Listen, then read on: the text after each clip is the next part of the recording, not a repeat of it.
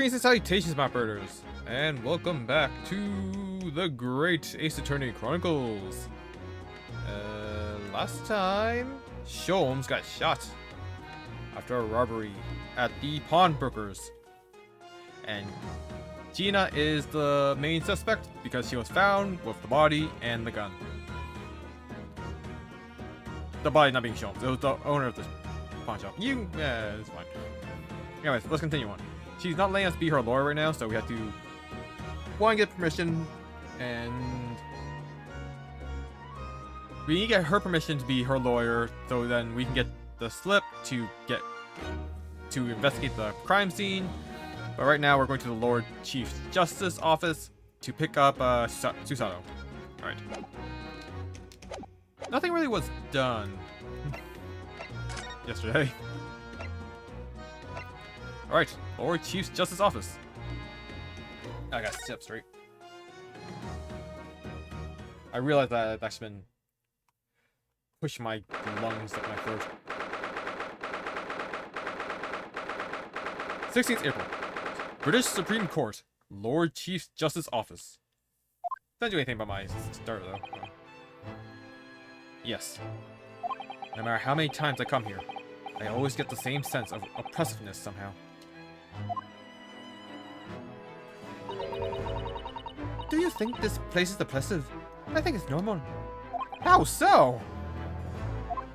I mean, look at that suit of armor over there. You can't take that seriously, can you? Maybe it thinks the same about you. So everything is clear with regard to tomorrow's arrangements, I trust. Yes, thank you very much.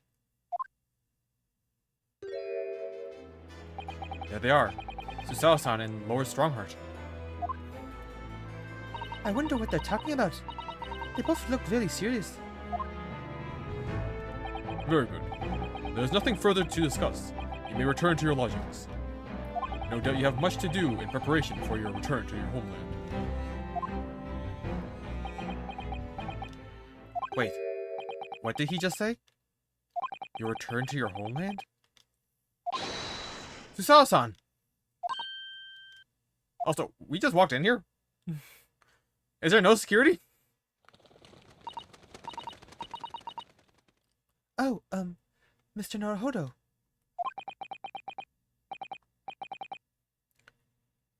What was all that about?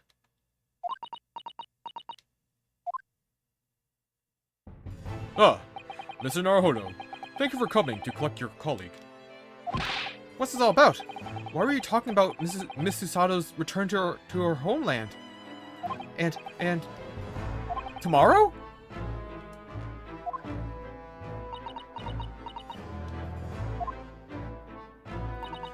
Tomorrow? But what about Ginny's trial? You mean she's been formally charged now? Oh dear.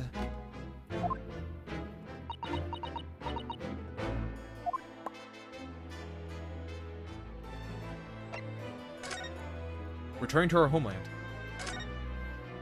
Miss Susato, what's all this about? Oh, please don't concern yourself, Mr. Naruhodo.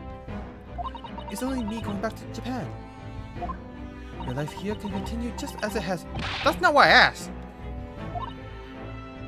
What happened? Why are you leaving?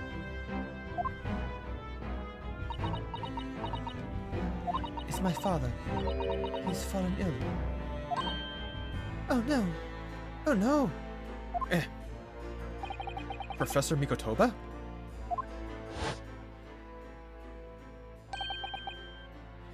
If I may. Yes, sorry? You must be the defendant, Renosuke Naruhodo, I believe.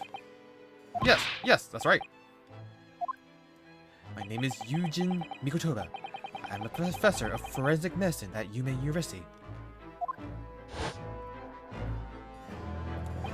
We received an international telegram from the Empire of Japan informing us of the news. 10 days ago, Father collapsed with a fever. The cause is apparently unknown, and it seems he grows weaker day by day. I don't believe it.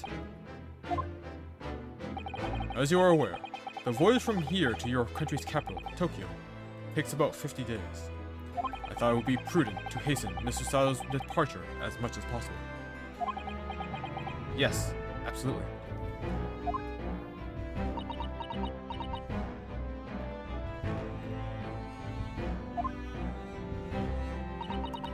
I will leave London first thing tomorrow morning. I can't believe this is happening.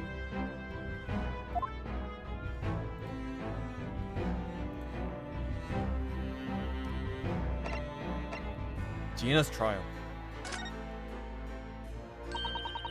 So Gina has been charged? She'll have to appear in court? Yes, she was formally charged a few hours ago, and the date of the trial has already been set for tomorrow. No, not even 24 hours later? Gina, the Lestrade girl, and the murder of the Baker Street pawnbroker, yes. An all too conspicuous case. The pickpocket was clearly disturbed mid-robbery and shot the man in a panic. No, the yard is overstretched as is, without wasting time on these open and shut cases.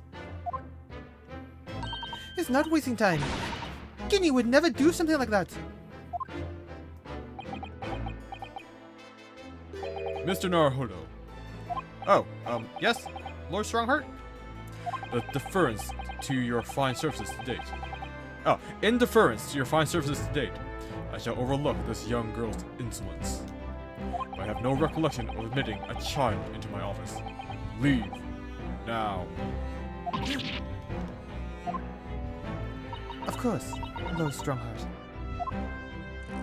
Criminals will tell the most palpable lies in order to evade justice. The police can ill afford the time it takes to unravel all their untruths. Meanwhile, more crimes are perpetrated. We have far more serious matters with which to contend. Serious matters? Didn't Gregson mention something like that yesterday? Yes, Inspector Gregson made a similar remark yesterday. Uh-oh. Oh, I thought he was gonna get in trouble.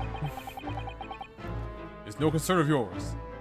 Though I'm sure I need not remind you of that.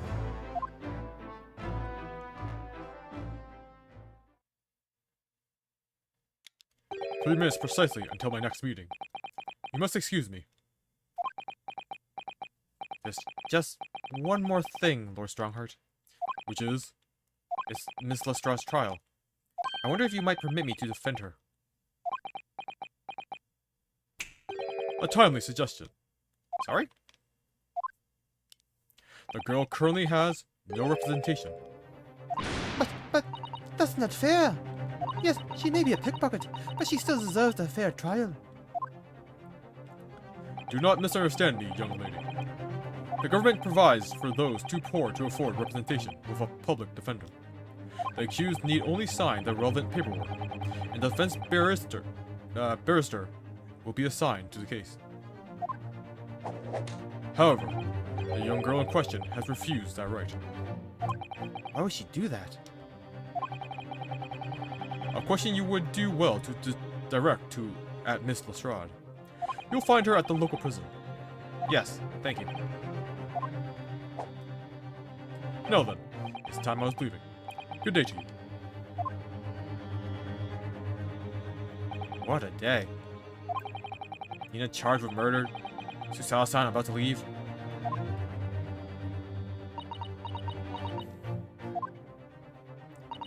Come, Mr. Naruhodo, Alice. We must make haste. But, Susie... You're leaving for Japan tomorrow, aren't you? Don't you have packing and things to do? As Mr. Naruhodo's judicial assistant, my personal circumstances are of no consequence. My sole purpose remains to help you in whatever way I can. Thank you, Miss Susato. That's a very pensive look. I think we ought to visit Gina first. In any case, I should like to wish her well before I leave.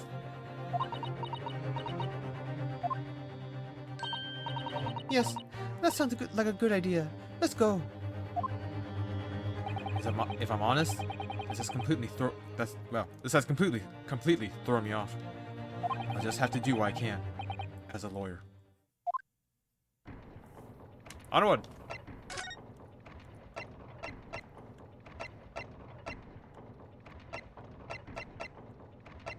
Billy missed a prison there.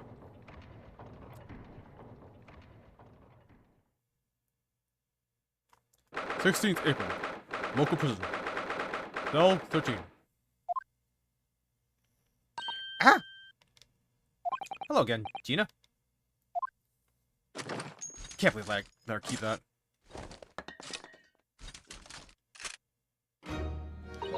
What are you lot here for?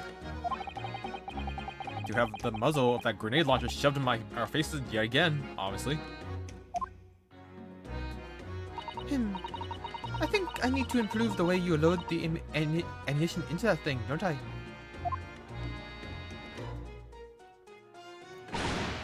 Look! You can come as many times as you like, but I ain't got nothing more to say to you.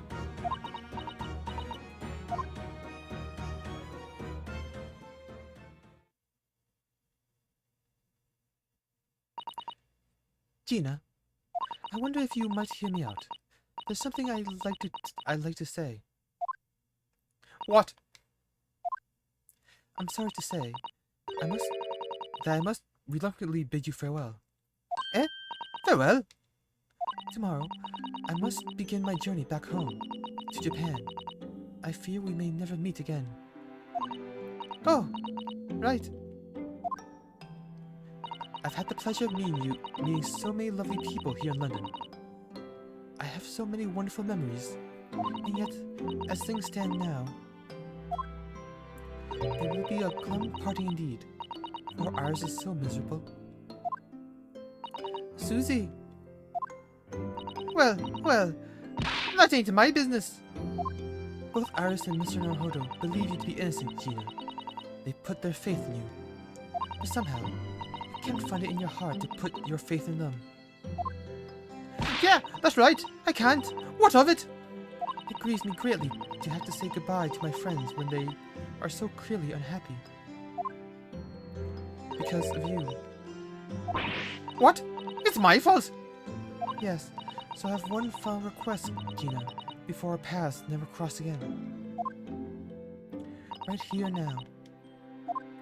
I want you to show both of them that you don't deserve the faith they've invested in you. Eh? Only by doing that will you truly be as alone as you claim to be. What are you talking about? What you'd expect me to do, eh? You told us that everyone lies. So prove it by admitting one of your own untruths.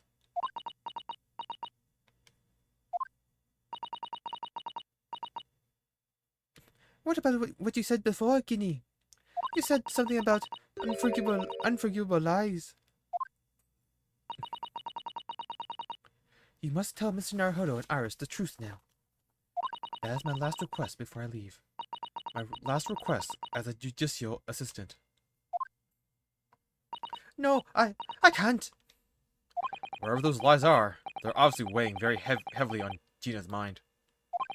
Gina, I could be wrong, but is it something to do with what happened 2 months ago? Something about that trial?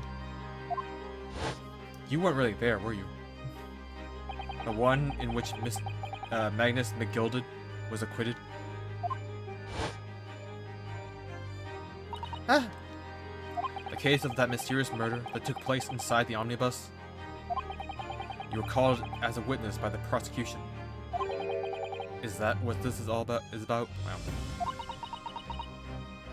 Yeah, you're right. Because in that trial, I lied. I lied like you wouldn't believe. Will you tell us about it now?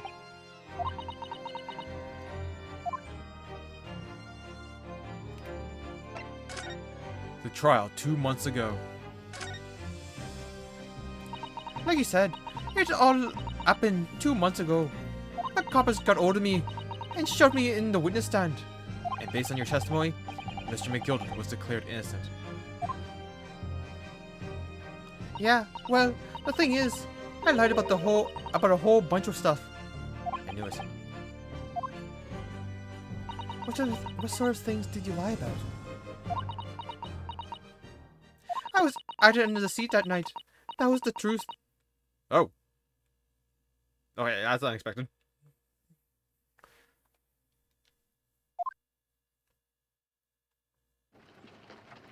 It was pitch black in that little cubbyhole. I couldn't see a thing. And then I heard that loud thud, like someone falling on the floor. And that's when Mr. McGilda discovered you? Yeah.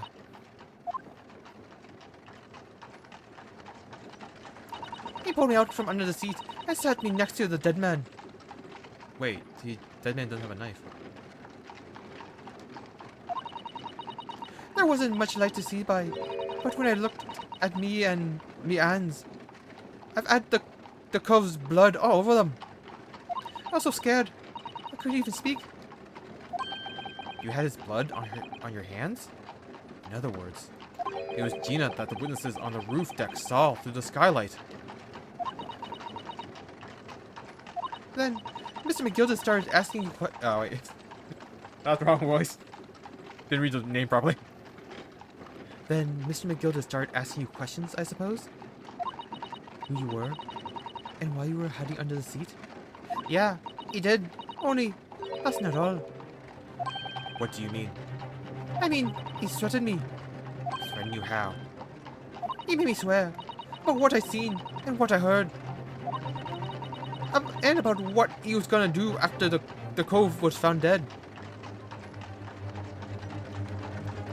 He made me swear I wouldn't tell no one about any of it. If I did that, he said he'd let me scrape her before the coppers showed up.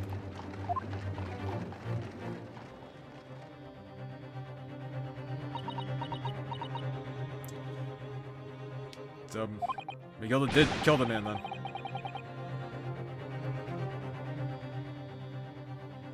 Gina, you must tell me what he swore you secretly about. What you saw, what you heard, everything.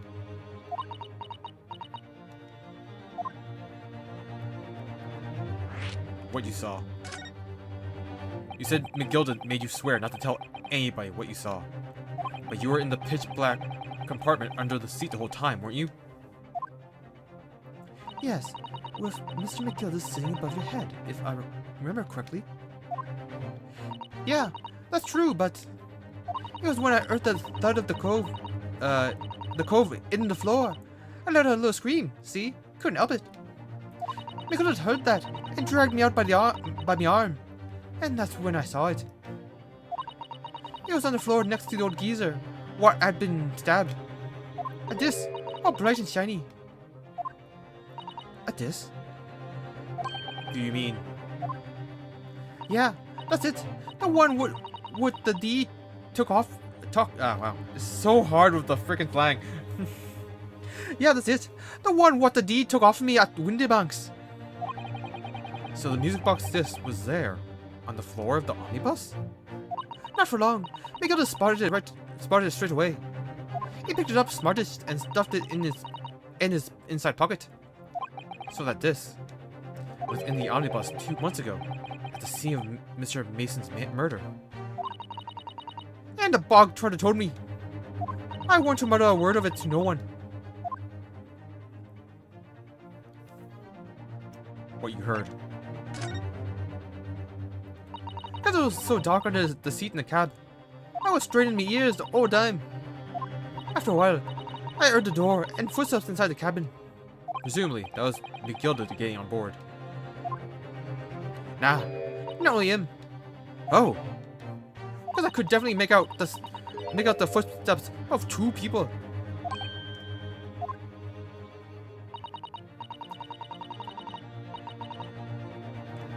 In that case, it would seem likely that it was Mr. McGilda and the victim, the thrice-fried Mason.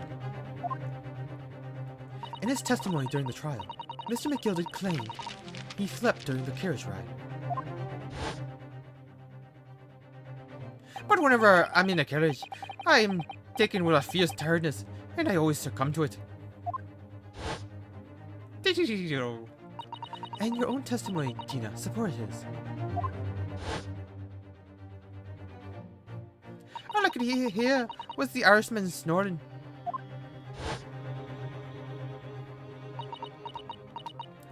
Yeah, that weren't exactly true. Neither of them was asleep. I could hear them talking the whole time, in low voices. What? What were they talking about? Sorry, I don't know. The sound of the horses and the wheels was too loud. But that still tells us something. Mr. McGilded and the victim knew each other. So McGilded was lying, as I suspected. After the event. I knew it weren't gonna take long before someone raised the alarm about the bloke had been killed. Yes, you're quite right. The other passengers on the roof deck noticed very quickly. So when the cab came to a stop, McGilded told me to I it back under the seat again. I climbed in and waited. Two coves from up top ran off to get the coppers. Yes, Mr. Fairplay and Mr. First. Right. And after they'd gone, McGilded asked the driver to do him a favor. A favor? Now then, fella, what I need you to do for me is take this coat of mine and deposit it with a nearby pawnbroker. And for your troubles, let's see now. I'll give you 10 guineas. Damn, he was bought off. A nearby pawnbroker. You mean on Baker Street? Yep, you got it. It was Windybanks. Of course, he snapped up the money and ran off to pop this coat as fast as he could. So then there was no one left in the carriage. McGilded opened the box under the seat and let me get out of there, but not without conditions. I see. McGilded's conditions. What were McGilded's conditions then? For letting you go free, I mean. I'm not telling a soul. Not for anything. Anything. About what I saw and what I heard. And there was something else as well. There's more? Yeah. This is the most important thing, he said.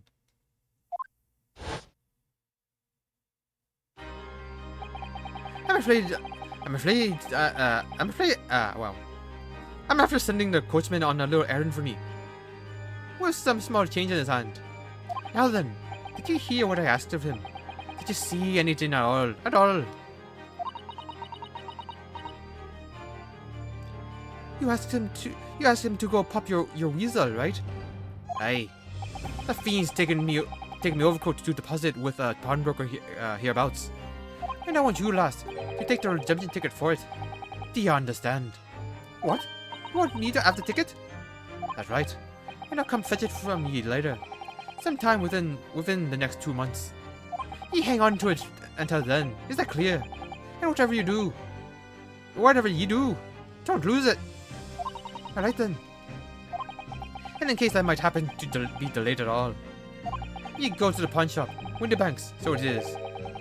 And you're to extend the loan after the 2 months is up. If you forget, the article will be forfeited, and any old fiend could come along and buy it. But I ain't got that kind of blast. Here's £5. That should be enough. Wait, how much is a guinea? How much is a pound?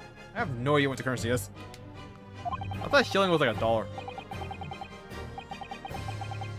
No, wait, a pence is $1. Wait. Shoot, now I actually don't know. Do we understand each other, lass? Don't try anything funny now. If you go against me. Yeah, I get it. Good. And one more thing. In a few days from now, you'll be visited by the police. I have no doubt. The coppers? Aye. They'll come asking you to take the stand in court to testify as a witness. So let's just have a wee chat about that, shall we? What it is ye might say, and what it is ye won't.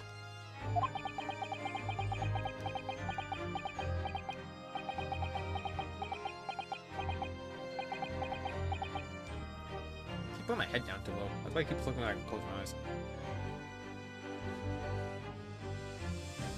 After he'd gone over it all, I picked it. Got as far away from there as I could. He hid the pawnbroker's ticket in some bushes near the scene. I went to fetch it the next day once it got dark. So McGilded planned it. And coerced Gina into giving a false testimony.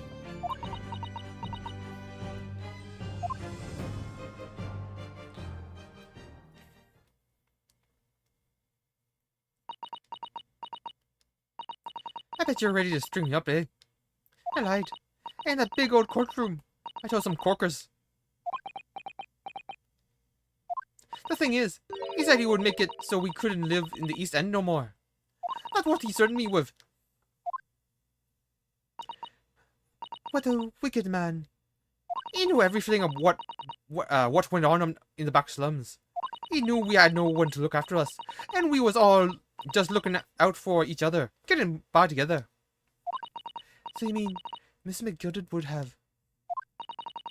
In a heartbeat, he could have had the whole lot of us chased out over there if he wanted.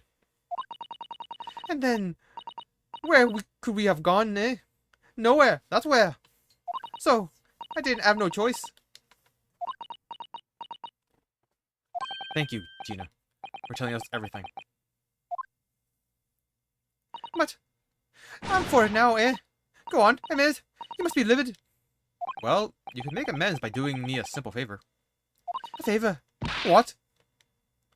Sign the representation paper for tomorrow's trials. Eh? If you don't actually want me to represent you in court, you can rip it up later. But we need that paperwork or we can't investigate. The police won't let us. Investigate what? The scene of the incident last night. Mr. Sholmes was shot, you see. You what? He's having a big operation right now, Guinea. Is it bad? Is he gonna be alright? Sholmes is gonna be alright, right? That's why I want to investigate. For Mr. Sholmes' sake, as much as anything. Right. So what you're saying is, if I sign that bit of paper, everyone's happy. Is that it? Something like that. Miss Susato? Yes. Yes, of course. I have the representation paper here.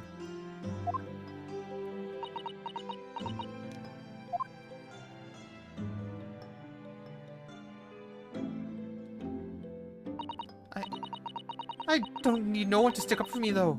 No lawyer, nothing.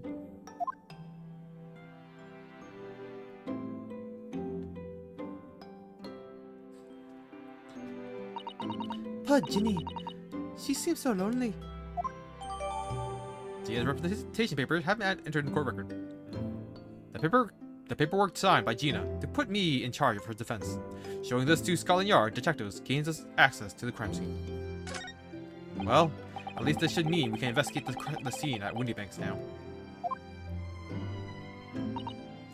Yes, and perhaps we can come back to visit Ginny when we're done there. I feel like we finally cracked Gina. She's opened up to us at last. And now I have her presentation papers. No one else knows what responsibility that is.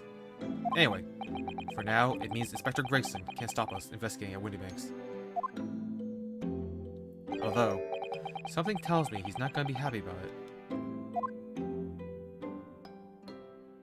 To be continued. This is a long investigation.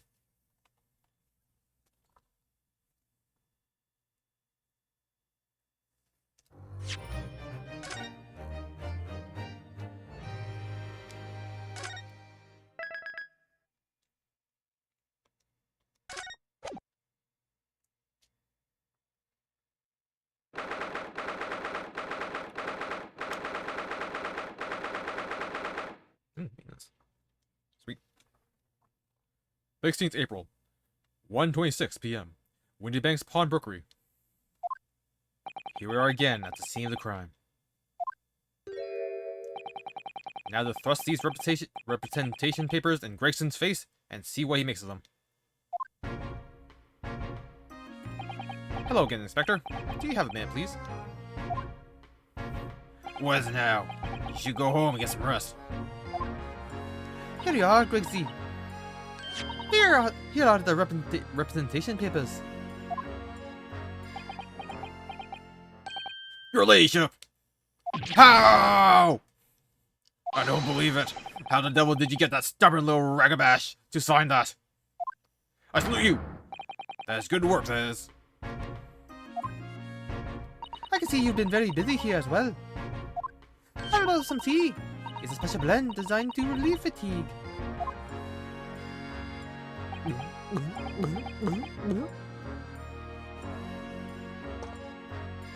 Ah, lovely. Well, let's see now.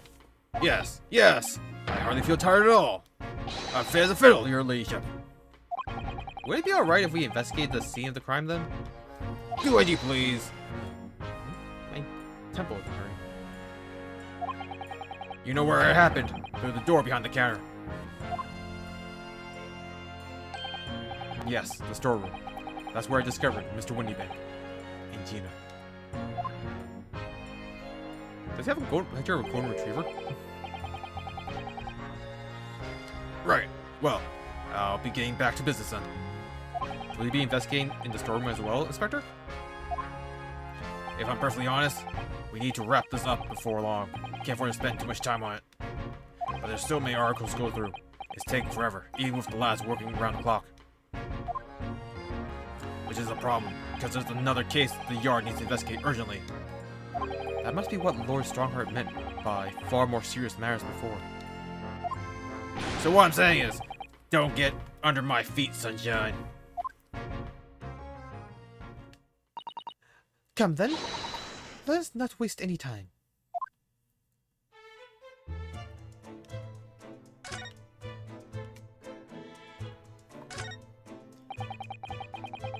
The police are scouring every inch of this place by the look of it. The instructions from the yard are to examine every article in the shop and every ledger and book of accounts. Every article? But that's ridiculous amount. That's a ridiculous amount of work, surely. We've been hard at it ever since the shop was declared a crime scene in the early hours. We're sifting through it all in shifts at least, but still, we'll be walking through the night, that's for sure. And even then, we'll barely have scratched the surface. Mike, I can only do Australian accent, really. I can't do British. Or Cockney. I guess Cockney and Australian are pretty similar, isn't it? I don't know. A crime in a pawnbroker's. It must be every policeman's worst nightmare. It's every copper's worst nightmare, you know. A crime in a pawnbroker's. Yeah, fair.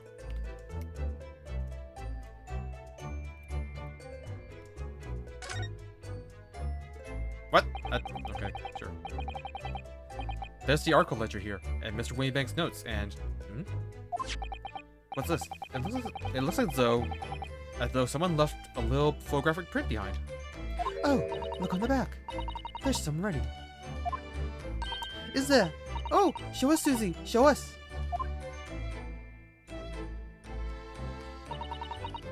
February, 10:30 p.m. 15th February, 10:30 p.m. Article deposited, 1 gentleman's overcoat. Loan amount paid, £1. Redemption deadline, 15th April, 10:30 p.m. A gentleman's overcoat pawned for £1? Clearly it was a very fine coat. In fact, I think... Yes, this must be the ticket for the overcoat that Ginny redeemed yesterday.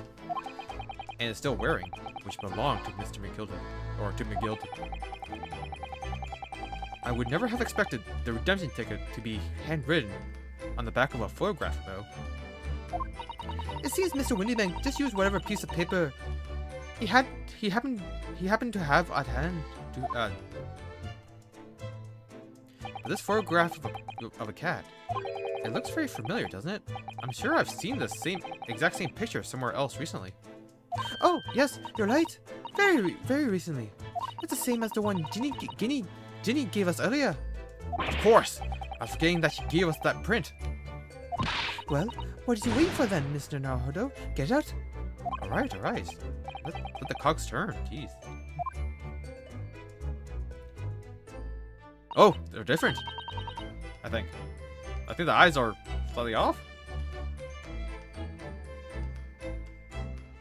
Are they? Is this like a Mona Lisa thing? Looks like one cat's looking slightly to the... It's right. Yes, they are exactly the same.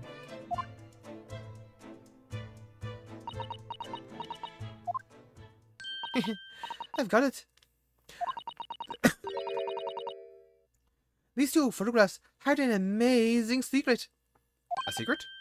What does she mean? You must tell us, Iris, at once. Do you really, really, really want to know? Yes, we need you to tell us all you know about this pair of photographs.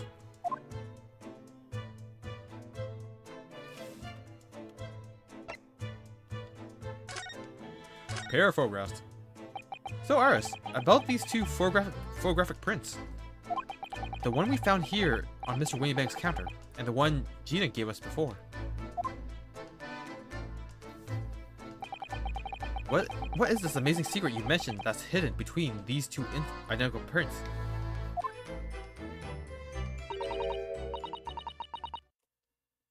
Actually, that's not quite right. Sorry? If you look carefully, the two prints aren't the same. Not exactly. They're not? I knew it. The eyes are slightly off. Have another look at them now.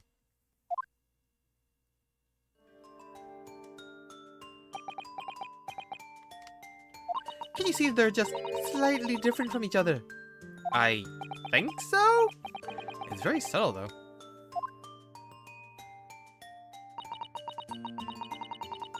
But what's the difference for the subtle differences between the two prints? Ah, well, it's because they're a set, you see. No, I don't. It's this pair of photographs. It might be used as a stereoscope. Everyone in London is raving about them at the moment. Ah, a stereoscope. Why do I feel as though I've heard that word before recently? Oh, yes. That's what Mr. Sholmes showed us yesterday. You see, there it is, just over there. Ah, yes, of course. That magical machine that makes pictures look almost real enough to touch.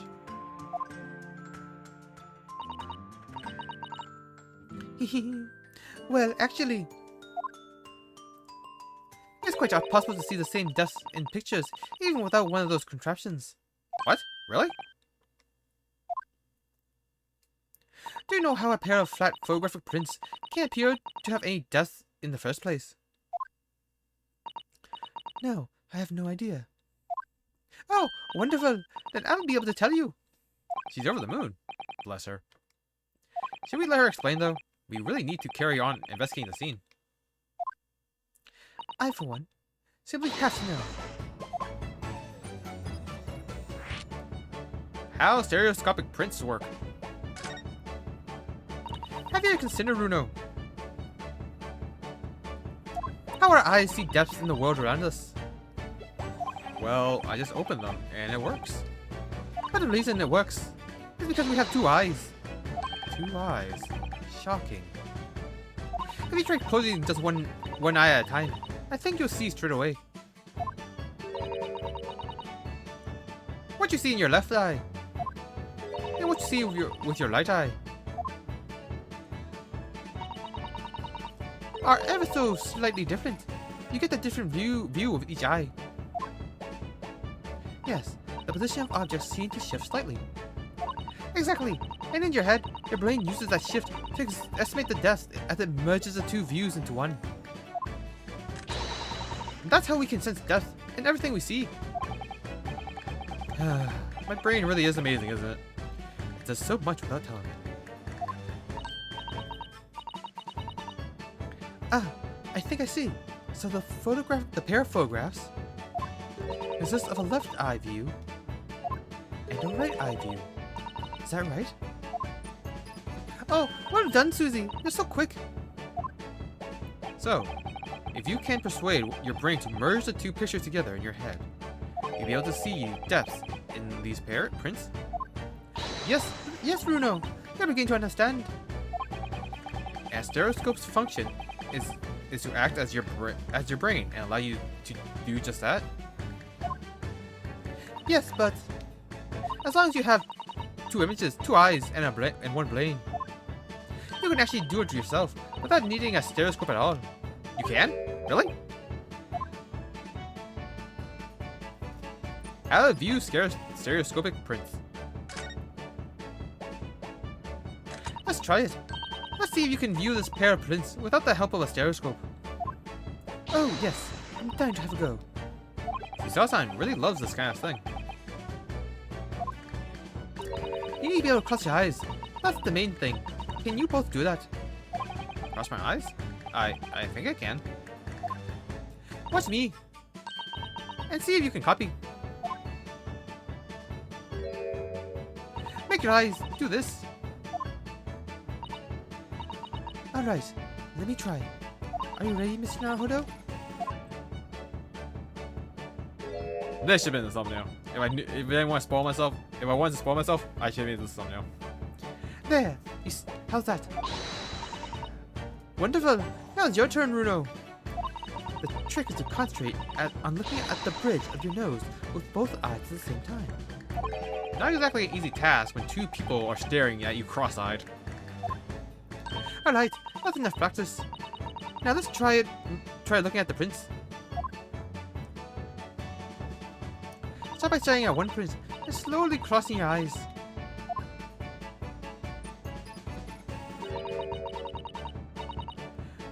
You should see 2 overlapping images like this. You try it now, Bruno. I'm just going to have to give it a try, I suppose.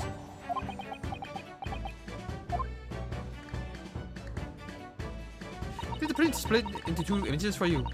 Now, the next step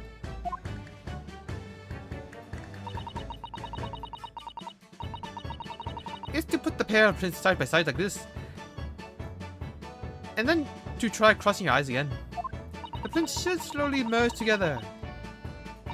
Until they form a new single image in the center. Oh yes! Mr. Naruhodo, it works! I can see it in the middle now. It looks so real! I could do it. I could look at it all day. I wouldn't advise that. Your eyes might start to hurt. Your turn, Bruno. Pretend you're looking through the 2 pictures and slowly cross your eyes. Keep adjusting the position of your eyes until the 2 images overlap exactly in the middle.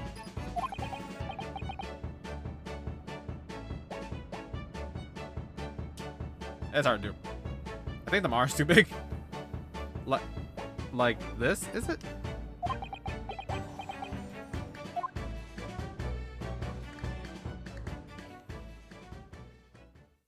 There, you managed it. So now you know how stereoscopic images work. Well, I don't know who discovered it, but it really is quite extraordinary.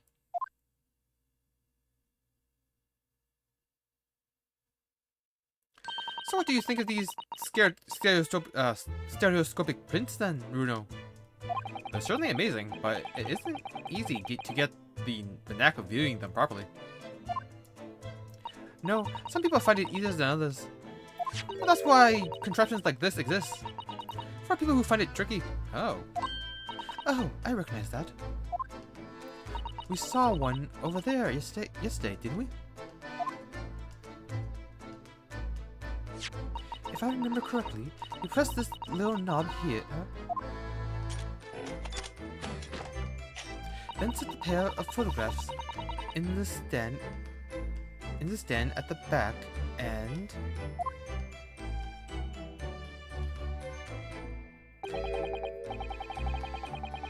It's still amazing, even though I know roughly how it works now.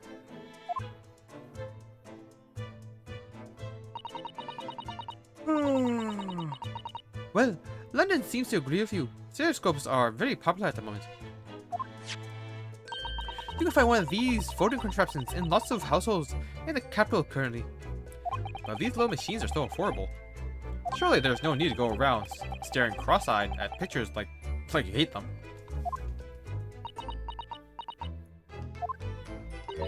But it's much more satisfying. But it's much more satisfying to be able to see the effect with your own eyes. Well, I think so. In any case, Stereoscopic pictures. I'd never even heard of them until yesterday. We certainly learned a lot about them, but I wonder if it's knowledge that I'll ever actually need. The second white cat photograph has been entered into the court record.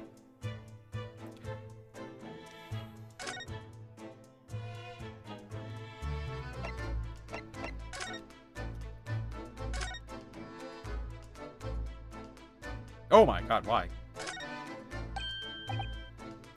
Ah, look here.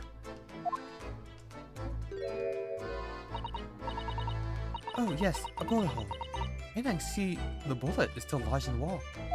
Presumably, Mr. Winniebank wasn't practicing with his revolver in his spare time. Ah, well. Mr. Sholmes lets you practice in his drawing room wherever he can. He's very patriotic like that. Sorry? It's all there in the adventures of Herlock Sholmes, you know.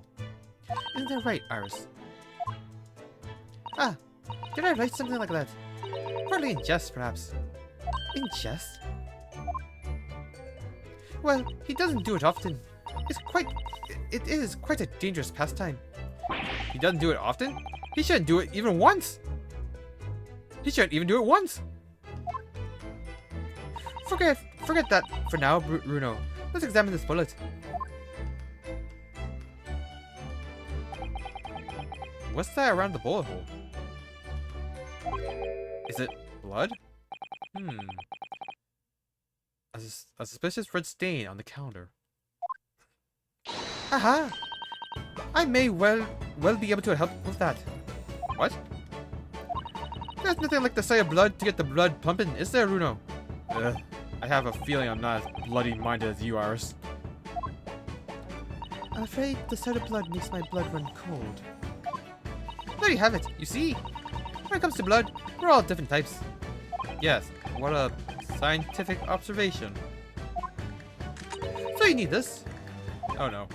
What's that scary-looking thing? Hurley and I haven't actually come up with a name for it yet. But as soon as you see it in action, you understand what it does. What?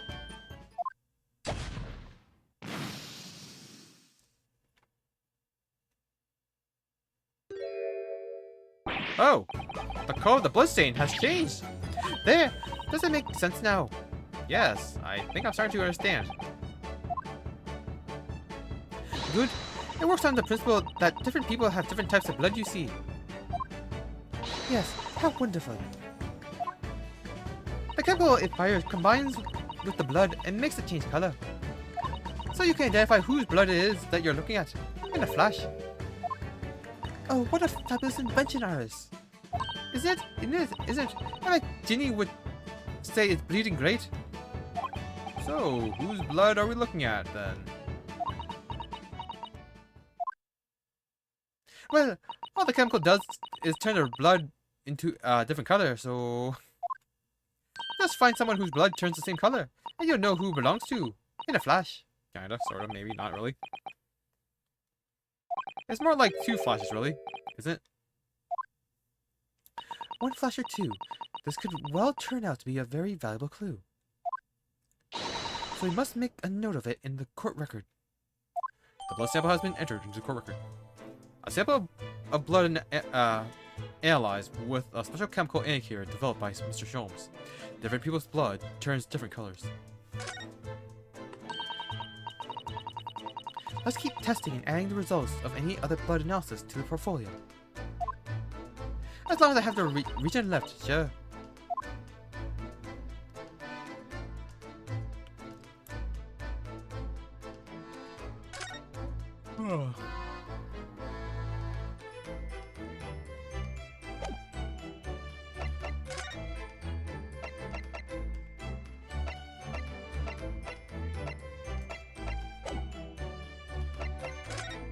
Oh, right. Behind that door. It's a storeroom, isn't it? That's what Grigsby said.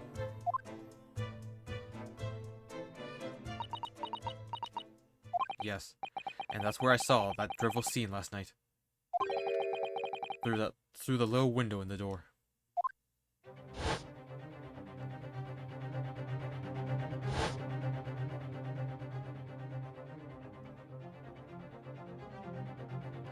Mr. Winniebank, face down on the floor, with Gina beside him.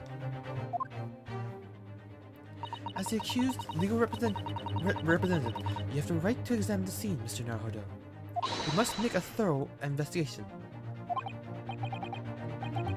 Yes, of course, and we will. Behind that door, that's the real scene of the crime.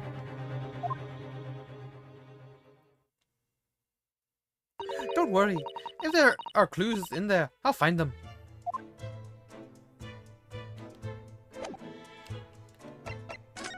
Okay, there we go.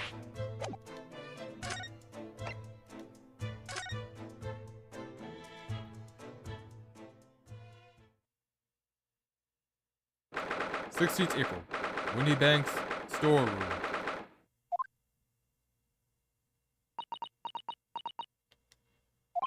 Poor Iris. She's clammed up completely. Iris is bound to find this difficult. After all, Mr. Winniebank's life was taken in this very room only last night.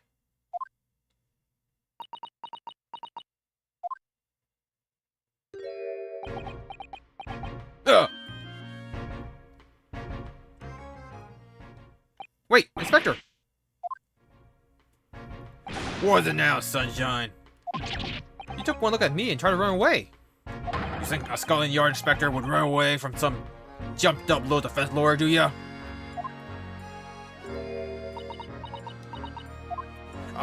Well... I've never seen her ladyship looking like that before, is the thing. I didn't know what to say to her. So you weren't running away from me. You were running away from a 10-year-old. I'm afraid this is a little much for young Iris. Some gentle reassurance might go a long way, perhaps, Inspector.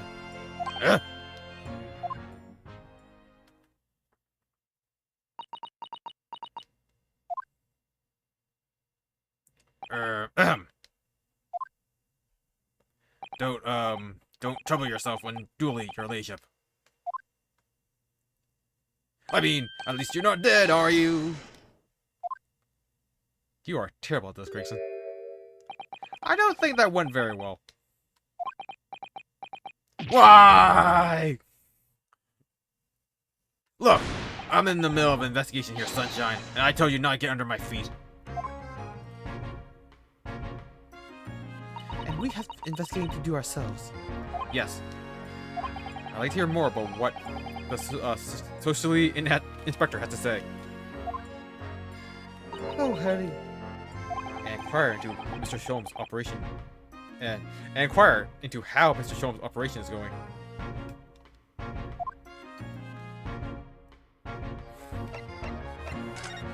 The scene of the crime. So, Inspector, what do you make of the crime scene here? Pshaw! You guys, haven't you? Use them. Here's what it looks like. Nothing more, nothing less. Iris, can you lend me a hand? So, Gregsy, what do you make of the crime scene here? Oh, yeah, yes, your ladyship. Do allow me to humbly explain. Last night, at shortly after the hour of 1 o'clock in the morning, Scotland Yard police attended the scene. The one and only door in the storeroom was found locked from the inside.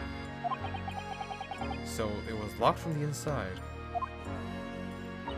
The lock appears to be broken now, though. Was that the police officers doing?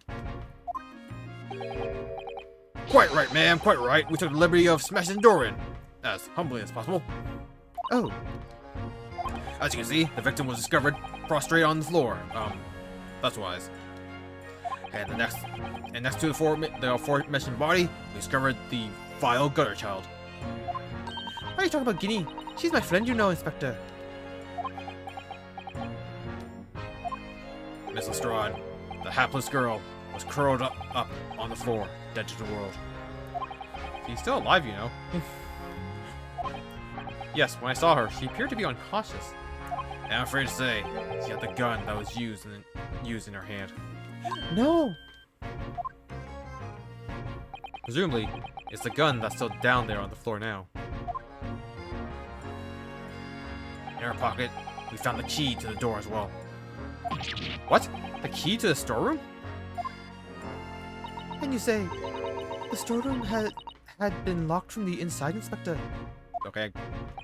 Correct. All of which leaves her ladyship's friend in something of a sticky situation, I'm afraid.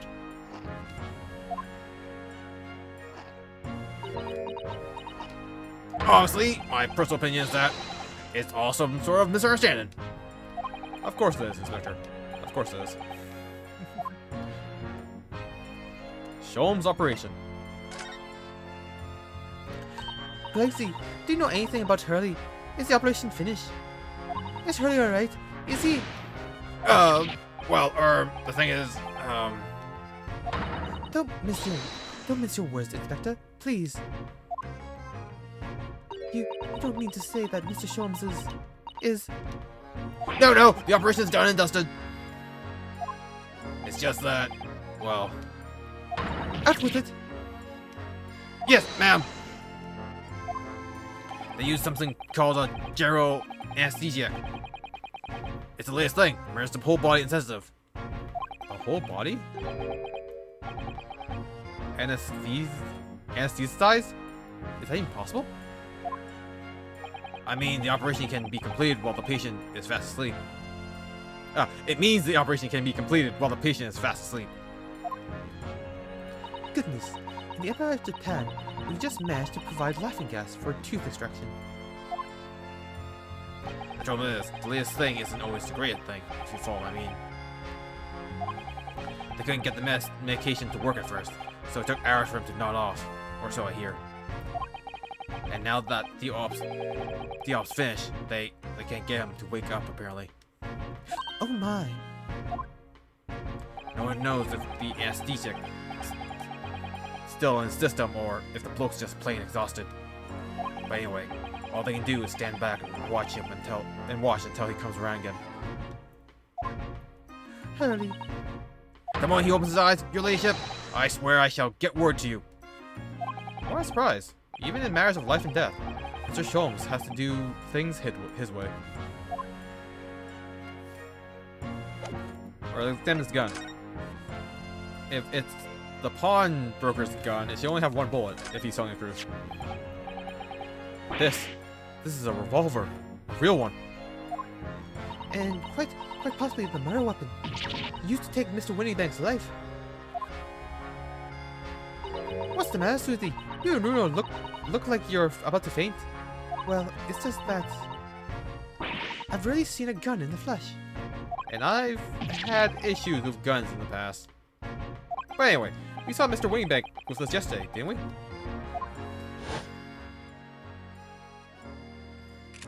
I shall have to take my own life.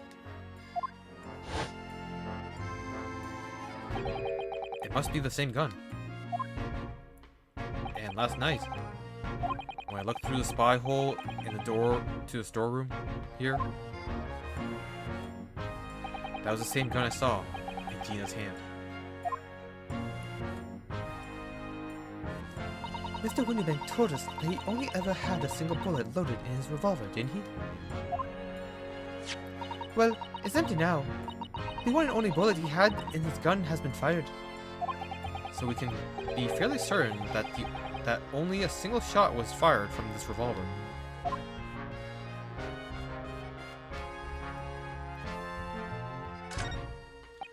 Of all the articles in the storeroom, this is the only thing that shows any sign of being ransacked. Ah! What is it, Iris? That's the box file that my manuscript was being kept in. Oh! Iris's unpublished story, The Hound of the Baskervilles. Surely, that's not what all this...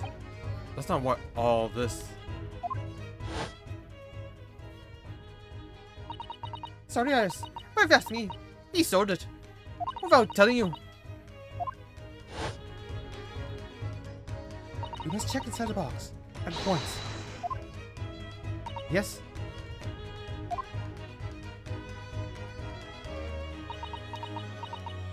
Ah! It was there. Iris' story was there. Really? It was? Well, that's good news, isn't it, Iris?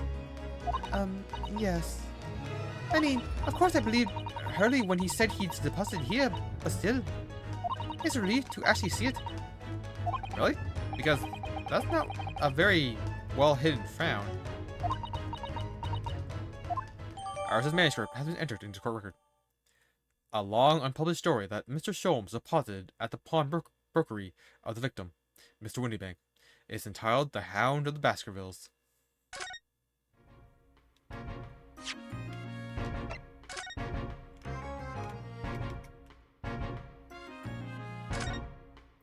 The Hound of the Baskervilles. How does Susala-san know the exact title of this unpublished story? I suppose I'll just have to wait until she's ready to explain it to me. I'm so sorry.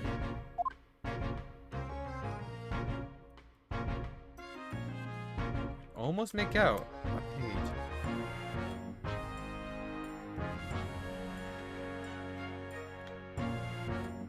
Oh, doesn't look like anything switched here.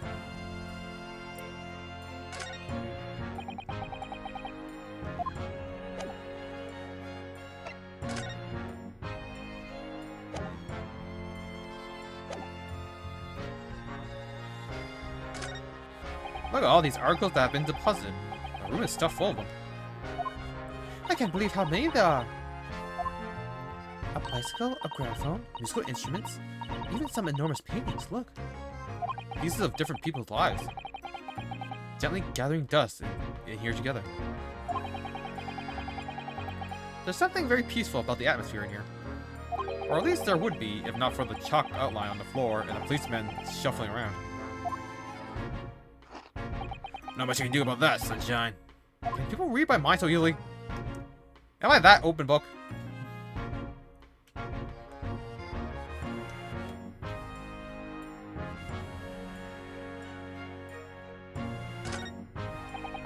The police have marked the position of the body with a chalk line.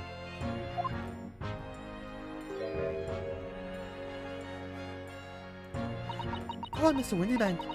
You're such a nice old man. Well, he was shot just once, through the heart. Most likely the fellow died instantly. He wouldn't have felt his thing. I kind of doubt that.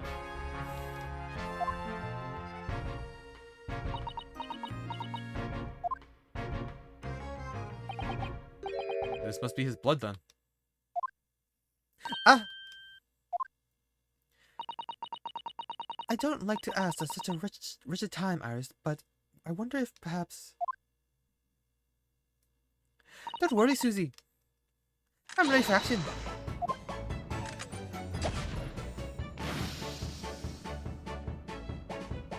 Blue. So it's not on the calendar then.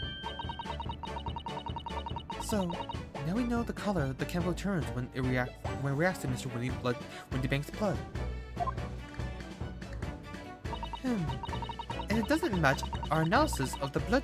It doesn't match our analysis of the blood stain we found in the main shop. No, but let's add this sample to the others we've already collected anyways. Blood sample portfolio has been updated in the court record.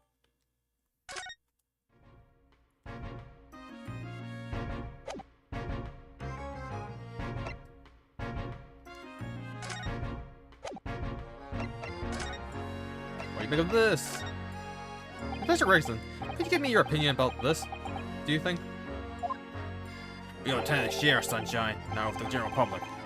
Ugh. Wait, I'm not the general public, I'm the defense attorney. I gotta have to know things. In that case, Grigsy, how about some herbal tea?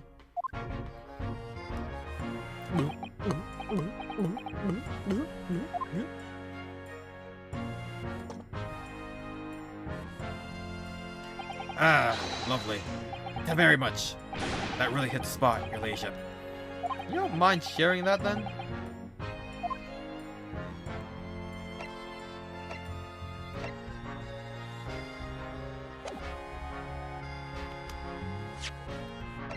I just realized it's number 2. I thought it was the same one. I'm an idiot. Mr. Naruhodo, I don't know if you've noticed, but there's something rather troubling here. I have noticed.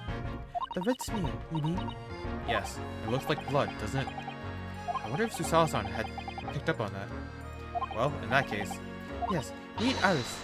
we should show this to her before we forget. White cat photograph number 2 information has been updated for record.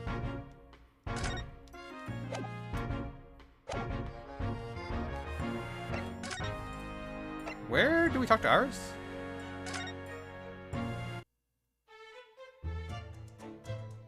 Okay.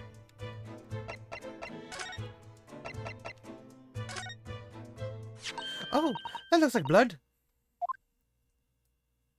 I would say it's from a fingered glove. A gloved finger, wow. Almost certainly a glove made of leather. Well, don't worry, Runo. You can leave the rest to me.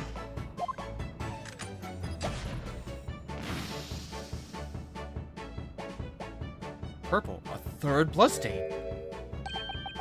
Look at that. Yes, that's the color we haven't seen before, isn't it?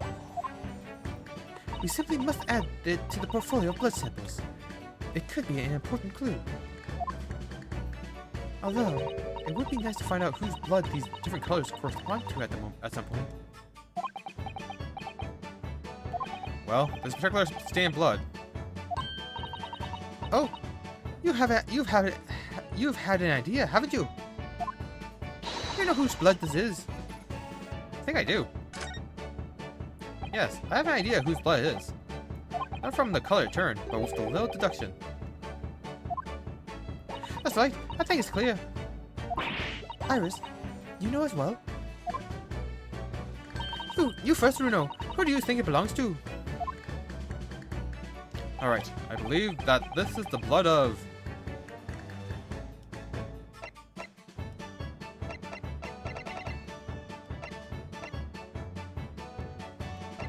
Well... Thrice fried Mason. Thrice fried Mason? You don't sound very sure of yourself. The way you trailed off there. Well, it was 2 months ago now. That case. And of course I never met the victim. So I'm struggling to remember his name. He was definitely thrice fried though. The victim of the omnibus case? Yes, his name was indeed Thrice Fried Mason. But that would mean this bloodstain was left on the ticket 2 months ago. Yes, I think it was. The imp brought this ticket here to Windybanks yesterday. I'm suggesting that the bloodstain was already on it at the time. So it's a smear of blood from the time that Mr. Mason was killed 2 months ago. Wait, what was this? Okay, this is the 13th of February, which is one small box. This one is for the cover.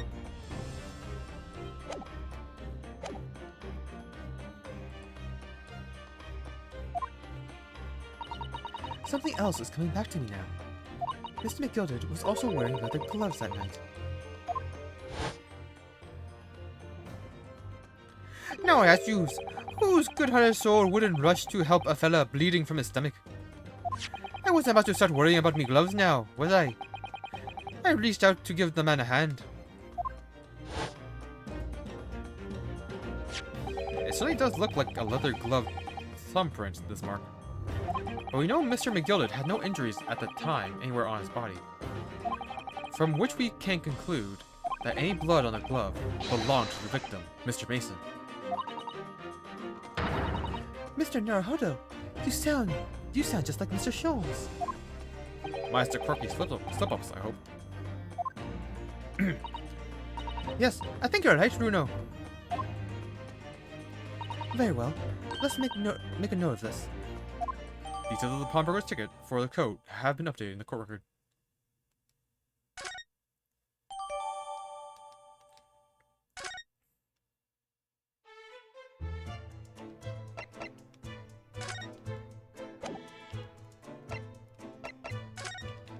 Let's go to Sholmes. Tonight's operation is done. I feel lied to.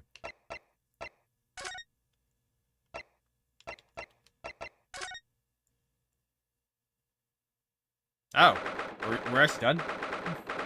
16th April, local prison cell 13. Gina doesn't appear to be here. That's weird. I believe she must be in questioning at the moment. Oh, but wait a minute. Where's Iris? Well, if you examine the scene here carefully, there's another possibility, isn't there? Kitty could have slipped the key from the jailer when he was looking and escaped. Oh my. Why would she do something like that? It will only make her situation worse. Calm down, Bruno.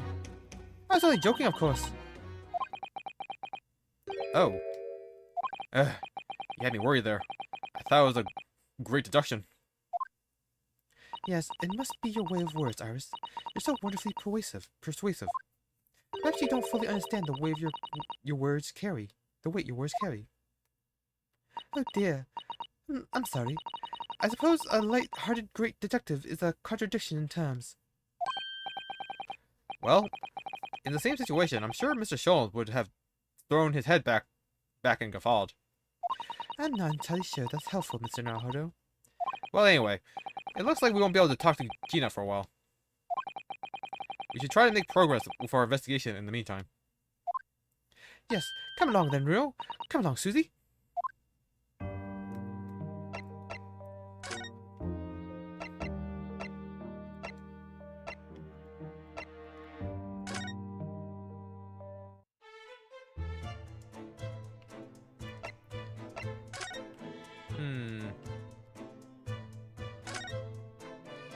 These shelves are where the pawnbrokers put articles that have been forfeited on display for customers to buy.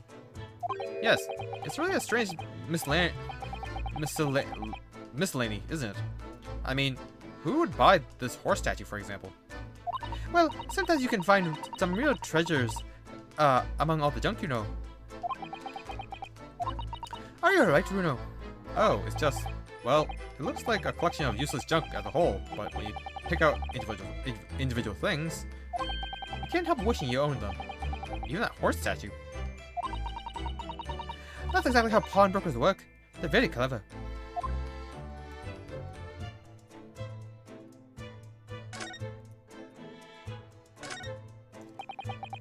This is that strange contraption that lets you see pictures of things as if they're right in front of your eyes. It makes you think. When Mr. Sholmes gleefully showed it to us yesterday, we were blissfully unaware that any of this was about to happen.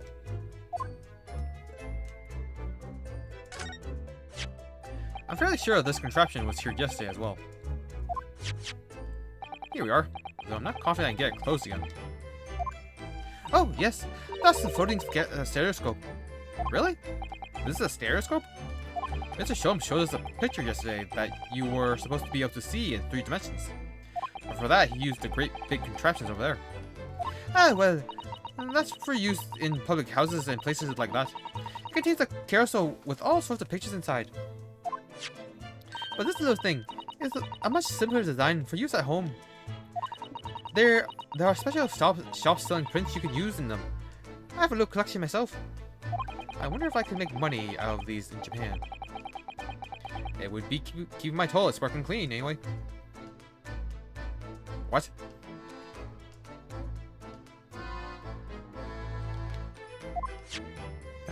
How are they related? This officer has been staring intently at the wall since before we came here. Keep it down. Oh, sorry. There's a major clue in there. Just here. Really? Then we must tell Grexia at once. Watch the report. That'll be it. I'll be stuck here even longer. Stuck here? What do you mean? I haven't been home in 2 days already. I need another constable to relieve me and take over my shift. They really have a tough time, the British police. That doesn't stop us investigating though, does it? No, I suppose not. I'm fairly sure that was the calendar he was peering at.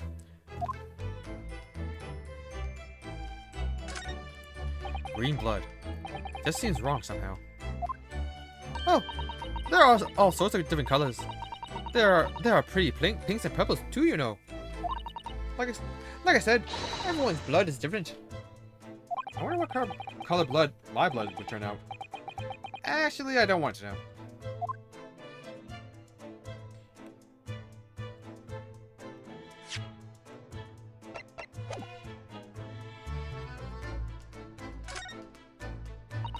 That's a music box.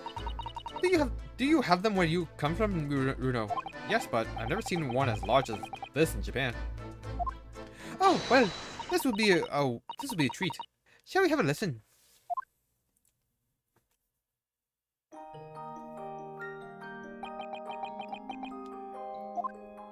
What do you think?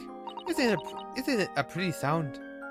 It's a beautiful sound, yes, but it's a little hard to enjoy when all the policemen in the room are giving you fierce looks. Never mind that. If any of them say anything, I'll tell Gracie to have a word. Iris Wilson, Superintendent of the Scotland Yard. Must be a clue I missed in the storeroom then.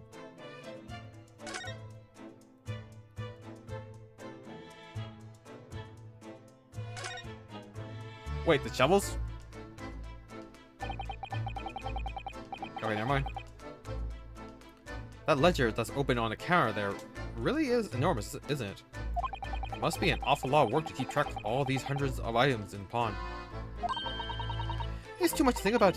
Better to sell it all and have a clear head if you ask me. But clearly Mr. Winniebank was very careful when it came to articles in his care.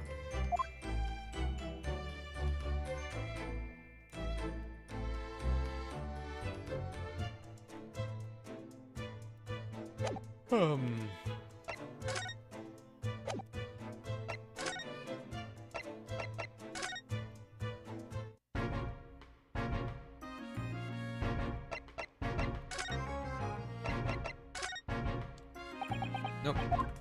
I don't think he's gonna give us anything.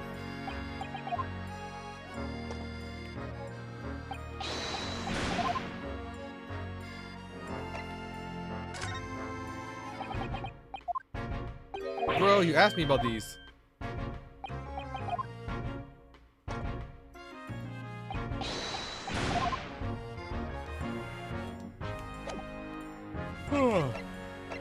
Nope, no other conversation points, so it must be something I missed in the investigation.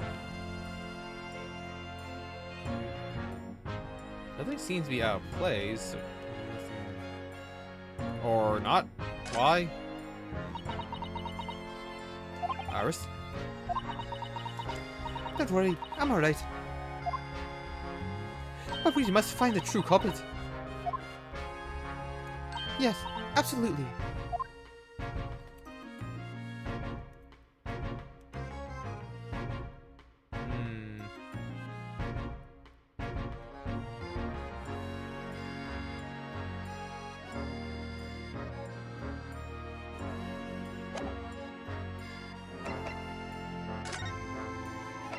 Anything in front of the shop?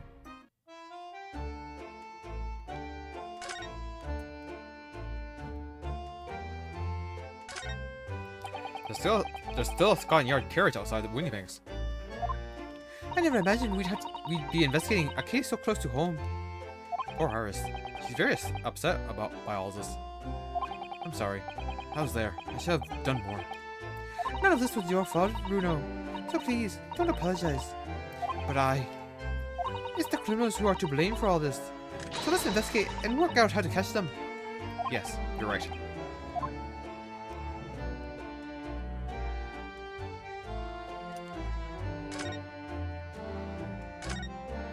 It's already been 2 months that we've been taking lodgings here above Mr. Sholm's office. I still can't quite believe it. I never expected things would turn out like this. When Hurley comes back home, let's have a big party. That's a great idea. I'm sure it won't be long. Mr. Sholmes is very tough. Yes.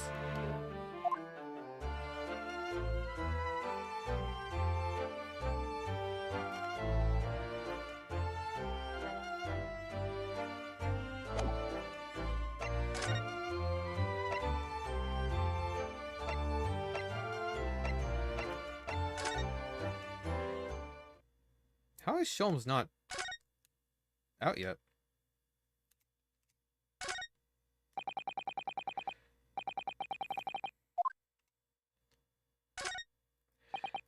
This must be Mr. Sholmes' bed. Poor Hurley. I know. It looks as stiff as a board, doesn't it? Oh, I don't think that would bother him. No? I often find him asleep face down on the floor, completely dead to the world. I think I'd call the police if I discovered someone like that.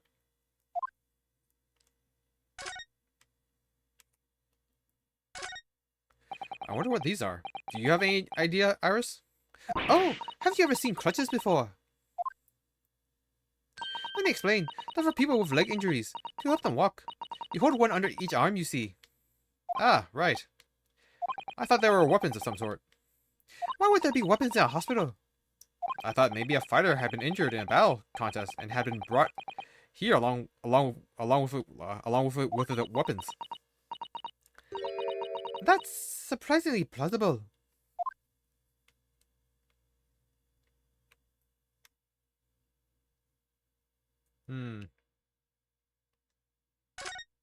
There's no sport on the wall here. Look. Let's see. What does it say? Thought of the day. On seeing a vermin, calmly and discreetly inform matron. Oh yes, they have rats and mice in hospitals like this that love to feast on all the medicine. If you don't deal with them, there's nothing left to treat the patients. Rats and mice? Oh, I see. This is a rather old building, I suppose. But the doctors and nurses are all very good, I hear. I certainly hope so, for Mr. Sholmes' sake.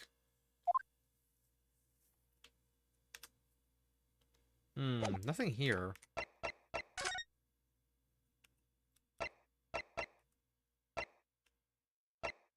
What am I missing?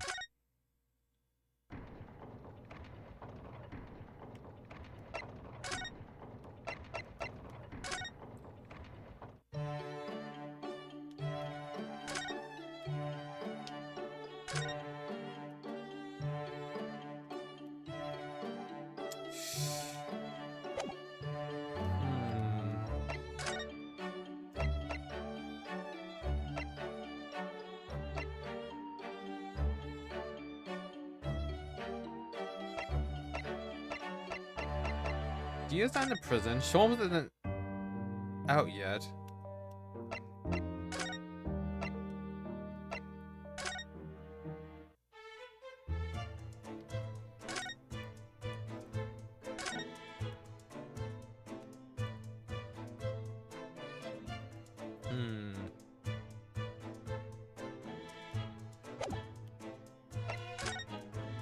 Must be something I'm missing in this shop.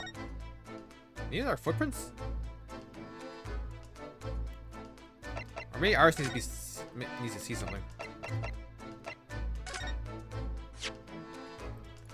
Oh, my manuscript. Mr. Sholmes said he deposited it at Winniebank's, and he had. But it's so strange. What is it about this particular story? I worked so hard on it.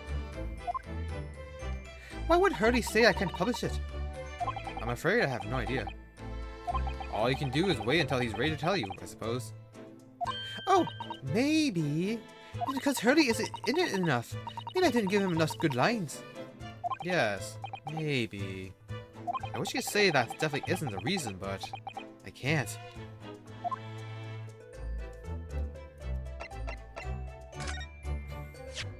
The way you can identify differences in people's blood like this is amazing. You really are a genius, Iris. I know. I am. If Hurley and I put our minds to it, we could really shake up Britain's chemists and alchemists.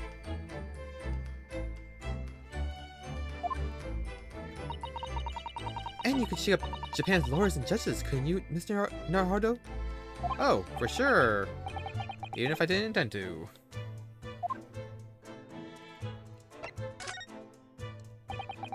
Would you mind if I show you this, Iris? It's just a boring old thing, really, but... Oh, I don't really like boring things. Ah. It looks like Japanese modesty is easily misinterpreted by young Western children. I mean, who does like boring things? No one wants to be shown something boring. Come think of it, you're always introducing things with, this is boring, but it's a bad habit. You should stop it. I'll be sure to let the entire population of the Empire of Japan know on my return.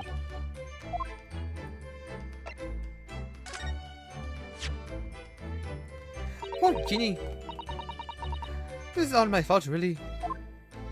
But she'll be alright, won't she? In court tomorrow, I mean. I'll defend her with everything I've got. So, she'll be alright, won't she? Am I that bad at instilling confidence? I won both my cases.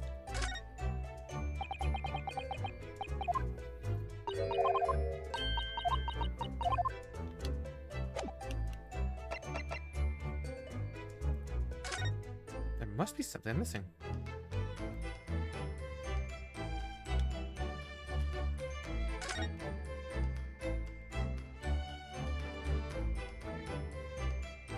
No, so it's just knickknacks, curios. I want to see where the camera is. But I guess that's not part of the investigation then. At least not for now. Because obviously, it's gonna have a picture of Gina, but miss the picture of the two thugs. I mean, that's just elementary. It doesn't seem like there's anything here.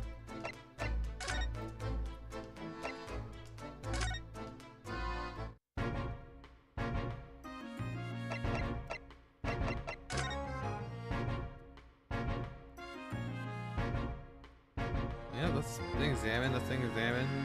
Doesn't seem like anything else here. I don't know where I could go.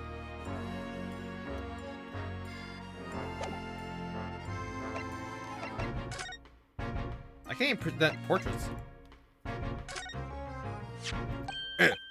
Is that what I think it is? Your ladyship's latest? Yes, my latest story is called The Hound of the Baskervilles. A most fascinating tale, your ladyship. Fascinating. And, I suppose... would there be any mention of my humble self in the tale this time? Good question. I can't really remember. I see. Well, why would you, your ladyship? I'll just await its publication with eager anticipation. You needn't worry, Inspector. I'm sure if you do appear, you won't be doing anything particularly remarkable.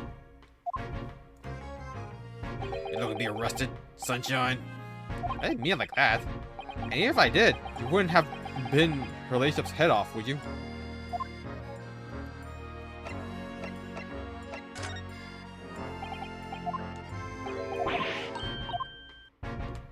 Doesn't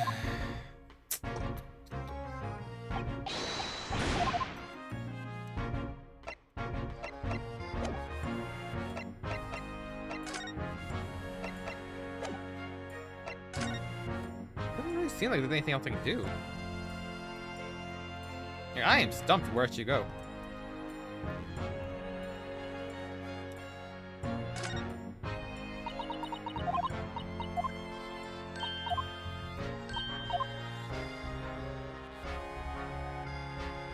I wish we had access to the metal disc.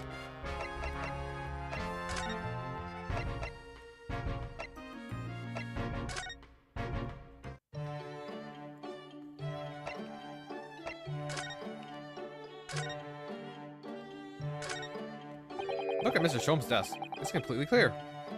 It looks totally different without that enormous machine on it. I've never seen it. I don't think. Because I never examined the room. Harry lives in an absolute mess all the time. He never notices when things go missing. Even Mr. Sholmes must have noticed that huge lump of metal is no longer there. Surely.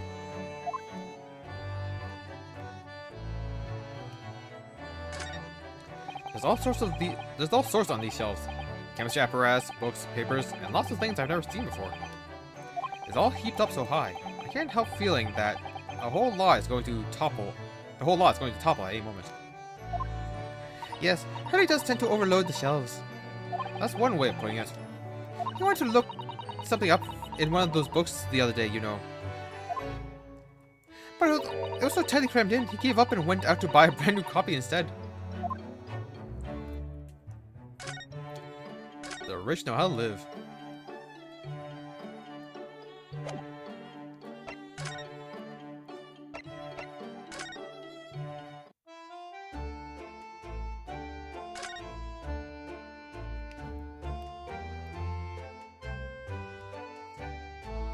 Man, there are really no clues? What am I missing?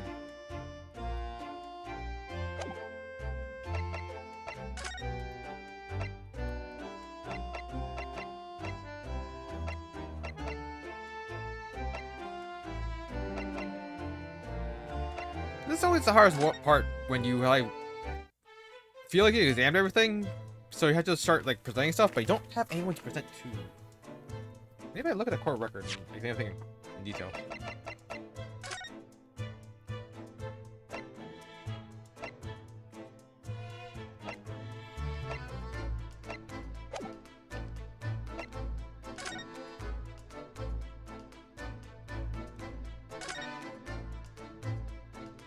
Mr. Winniebank appears to have used the back of this photograph to write out a redemption ticket.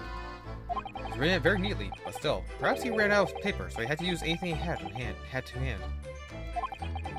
It's hard to know what's the front and what's the reverse side now.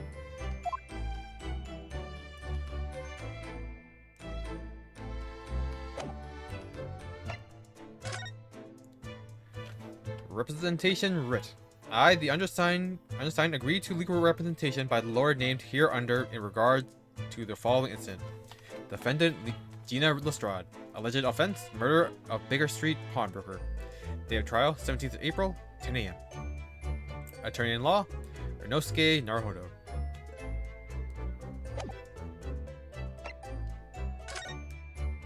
Wait, is that blood? No, that's blood stamp. When did like the same thing.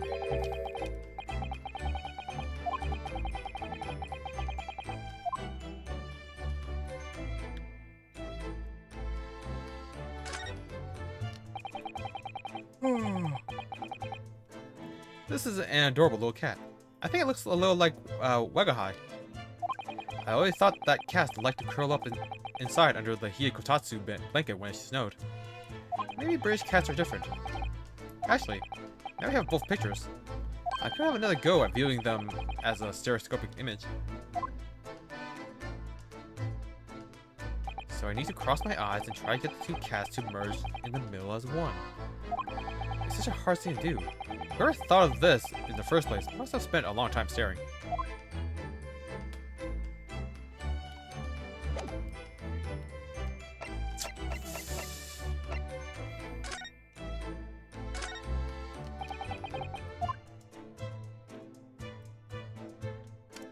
I am stumped. I am truly stumped.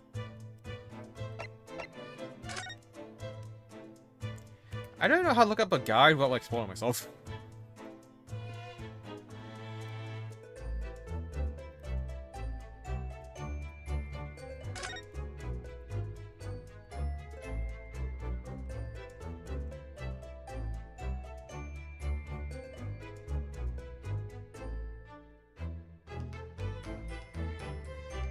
Nope, no.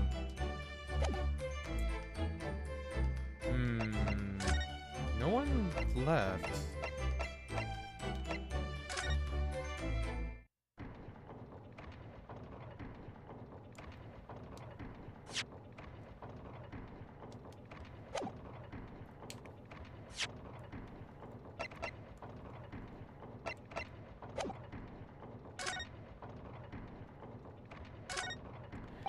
Those giant suits of armor are still facing each other, menacingly across the room.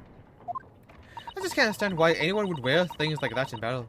They must be so heavy. I expect you'd invest some light. I expect you'd invent some special lightweight suit if it was down to you, wouldn't you, Iris? I think it was if it was me. I'd invent a world where people didn't need to fight each other in the first place. Iris, you're a champion. Well, what do you think? That was a model answer, wasn't it? She's 10, Renosuke. 10. And she's leading you around by the nose. Yeah, 10-year-olds tend to do that.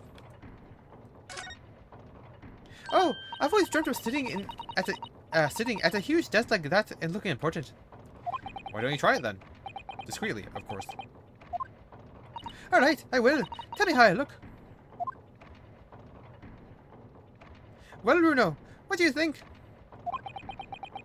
A little too discreet. I can't even see you.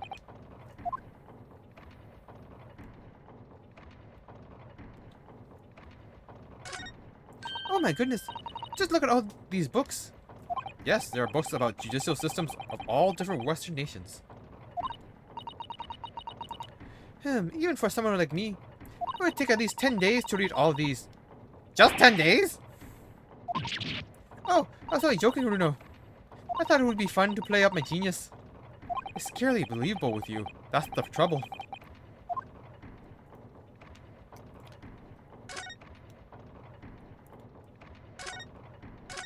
Oh, nothing here at all. I love clocks and their mechanisms, don't you? The way all the hundreds of pieces fit together and work to move the hands of a single timepiece. Yes, I can imagine clocks are just your cup of tea. When I was little, I used to dream of one day living inside a clock, you know. Then you must be envious of the Lord Chief Justice having his office in a place like this, I suppose. No, not really. Oh. Well, I mean, that's a dream for when you're little. It'd be silly now. Don't let Lord Strongheart hear you talking like that.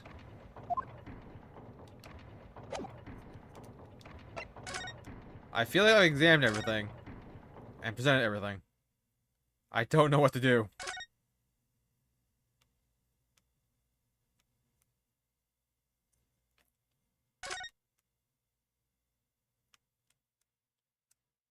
What do you want from me?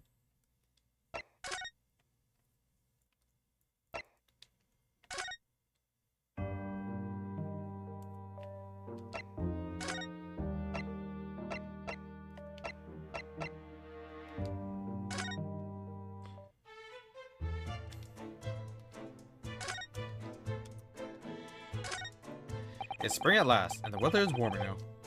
I love the smell of the fire and the steam rising from the kettle. Oh, how about some tea, Bruno? Thanks, Iris. But I'm alright for now. With the green teas Susasan makes me from time to time, and Iris's unique herbal infusions, this place is paradise for a true tea lover. Yes, you sure. You know, I always have plenty whenever you're feeling thirsty.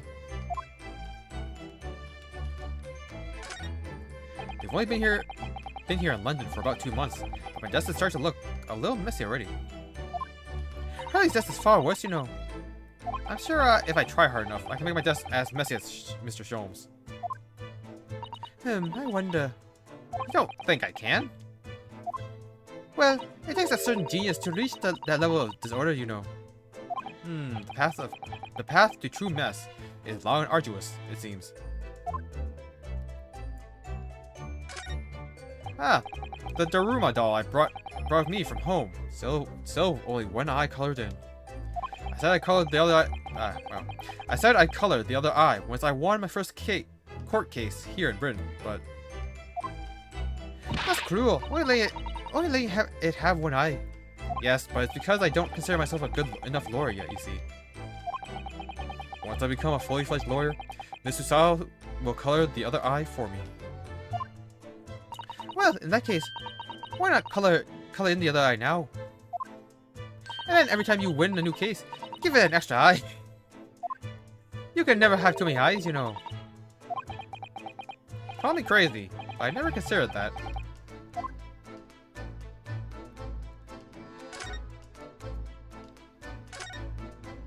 Oh, this looks like a telegram. It is, but you mustn't open it. Not under any circumstances. Alright, I won't. Now then, let's see. No! What did I just say? You mustn't open it! Don't worry, I won't. With this special concoction I developed, I'll be able to see through the envelope without having to open it. No, that's not allowed either. Oh, but I'm sure it's something important. Little geniuses sure can be mischievous.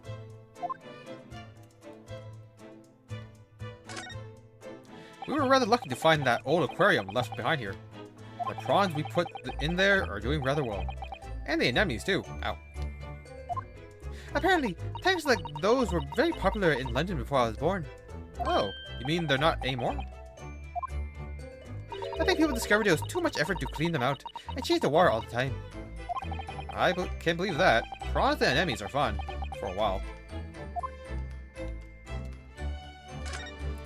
Do you know, I've never seen inside Mr. Sal's room. I haven't so much as put my head around the door. Oh, Susie often invites me up. It's so much fun. Really? What's her room like? I can't tell you that. Oh. A young maiden's private chamber is a place of bittersweet secrets, you know. Where have I heard that before? I suppose some things are the same the world over.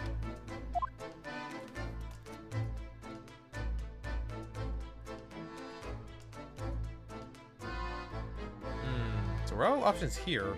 Oh no. So this is the tea set that Mrs. Sato brought with her for Japan. Let's hope she hasn't noticed me slipping sugar and milk into my cup when she makes it. It's just so bitter. Susie's lovely green tea has had quite an impact on Hurley, you know. He stopped putting milk and sugar in his coffee even. And Hurley is normally barely opposed to bitterness. That's surprising. That spade has been in here since we started renting the place. Bruno, that's not a spade. It's a shovel. Ah, you're a shoveler, are you? I had a feeling you'd pick me up on that. Oh no. A pick is something else entirely. Now I've dug myself into an even deeper hole.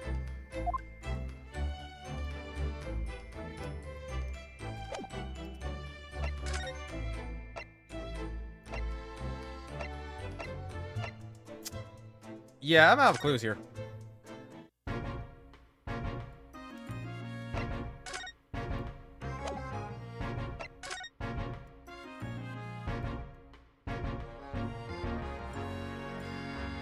It feels like I should be discovering something else.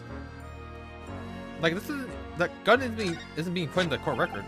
So I can't even like examine it. Which is weird.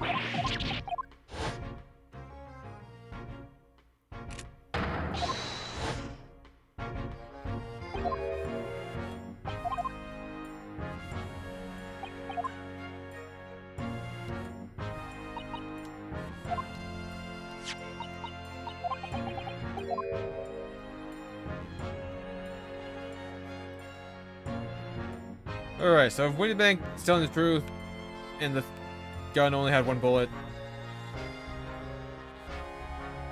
Wait, but wait, there was the thugs outside when they're... what discount for the second bullet?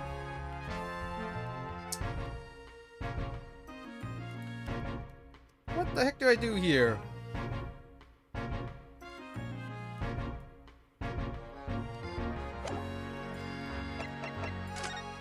% of all the evidence I have.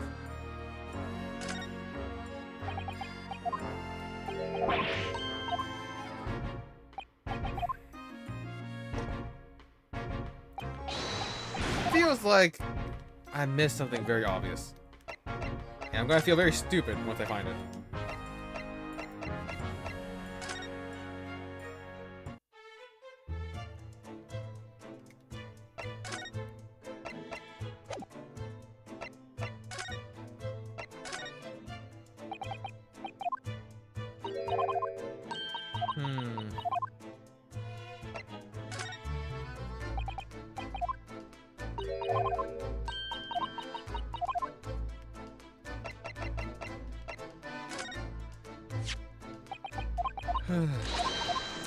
I am stumped. I can't seem to find where this other piece of evidence could be.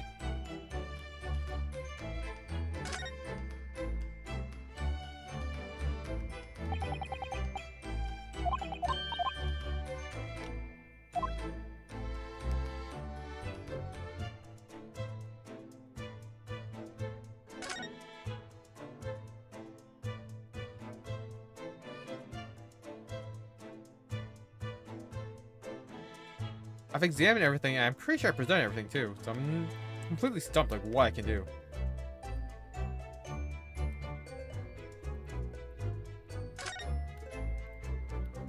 I like the investigation parts, but like this situation always gets me. It happens like once every game. I miss something obvious and then I like never progress until like I click literally everything.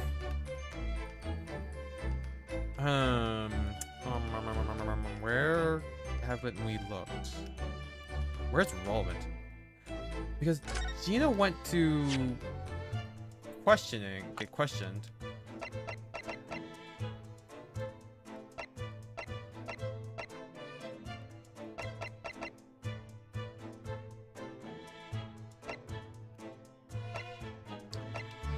I want to finish the investigation before I end the stream. I can't seem to find where the hell we need to go. There's no other traces of blood.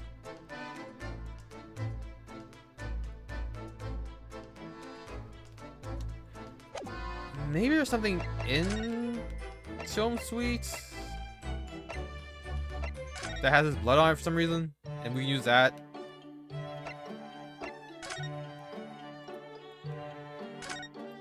The fire is burning comfortably in the grate again today. It's a very different feeling to a Japanese hibachi somehow. Harry's been working on his disguises recently. He's been dressing as a woman mainly. Really? Mr. Sholmes dresses in women's clothes? Yeah. Yes. You see the lady in that photographic print on the mantelpiece? That's Hurley. He's quite stunning. Can I see? These are all mementos of Mr. Sholmes' past cases, I think. If he'd been involved in my case, I wonder if the beefsteak from La Carnival would be on display here. Harry says that Waggy is a memento too. What? How? He tried really hard to get the little fellow to stay on those shelves at first. But he had to give up in the end. Waggy just wouldn't keep still. Yes, funny that.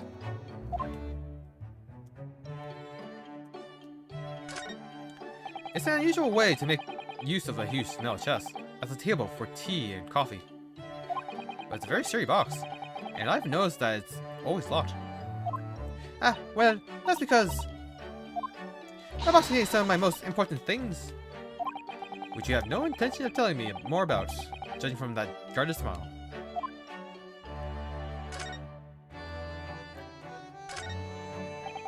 Come to think of it, I haven't seen you doing much writing recently, Iris. But there's paper already set up in the typewriter, I noticed. As if you're about to start.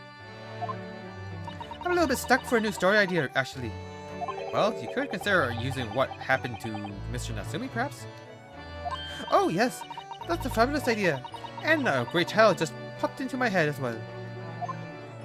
The Adventures of the Kitty Man. How's that, Bruno?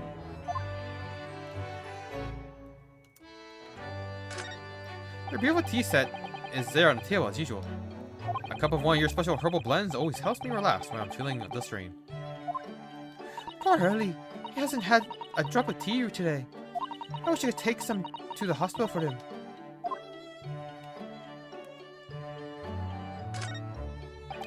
That's a charming little white shelf, and full of charming little balls too. But the contents of them aren't quite so charming, it seems. I'm so close now. I've nearly developed a rainbow smoke grenade, you know. So you're still working on those colorful but funny explosives, are you? I tell you what, when I've perfected it, I'll fire the first shot at you, Bruno. What an honor. What an honor. Okay, now I feel like I really exhausted all options.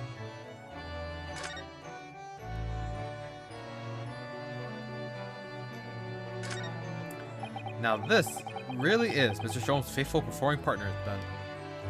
The Stradivar, the Strapicar, the Straparius? No, it's no good, it's gone. The Virtuoso's violin that he found in a pawnbroker's and managed to buy for next to nothing. I hope Hurley gets well soon. I miss hearing his violin playing already. Oh, Iris, I'm sure he will.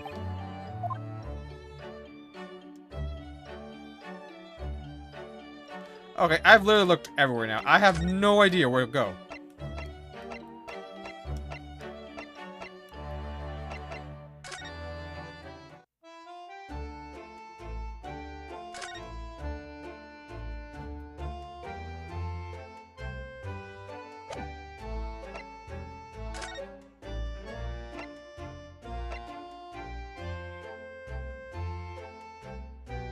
If you let your concentration slip, you might miss what people say.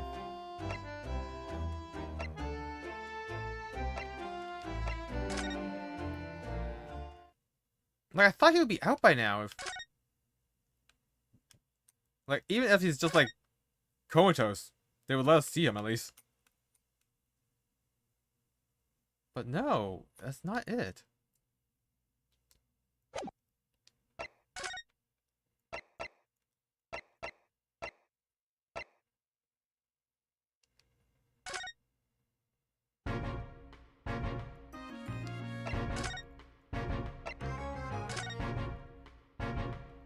Okay, about Hurley, alright, well, second is the doctor, anesthesia, still not out.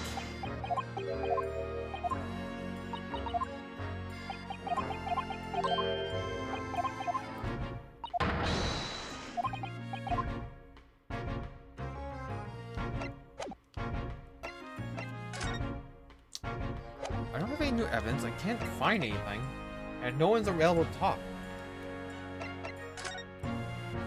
There must be something I can do with the evidence, then.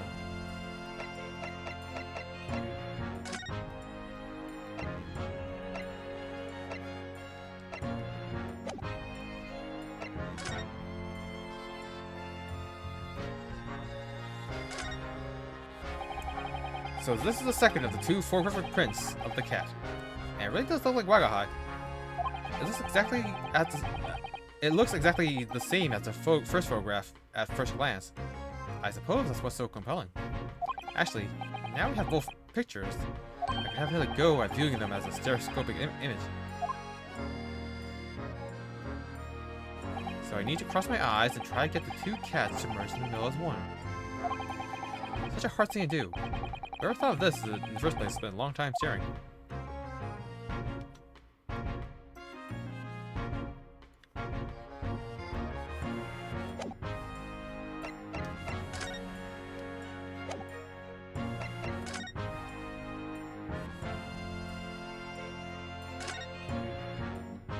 The lawyer's name is embroidered on the inside here. Look. Kazuma Asogi. This was his band, of course. He had his heart set on the study tour in Great Britain. Jerry would have found the truth he longed for here. He had lost his life before he even had the chance to see the place. I have such a strong sense of his hopes and dreams when I look at his armband, though.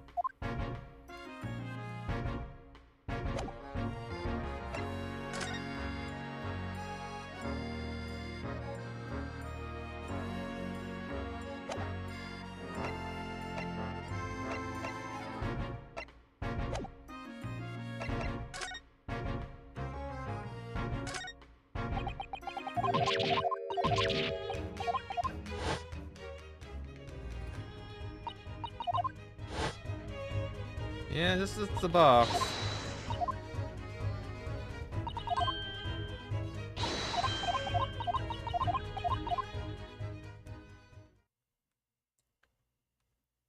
Okay, I am going to call it a night there because I actually have to leave for work early tomorrow because there's been a situation that has been very annoying for my company for the past couple weeks involving our recycling outsourcing. We haven't been able to empty that damn thing in like 2 months. So hopefully we get that solved.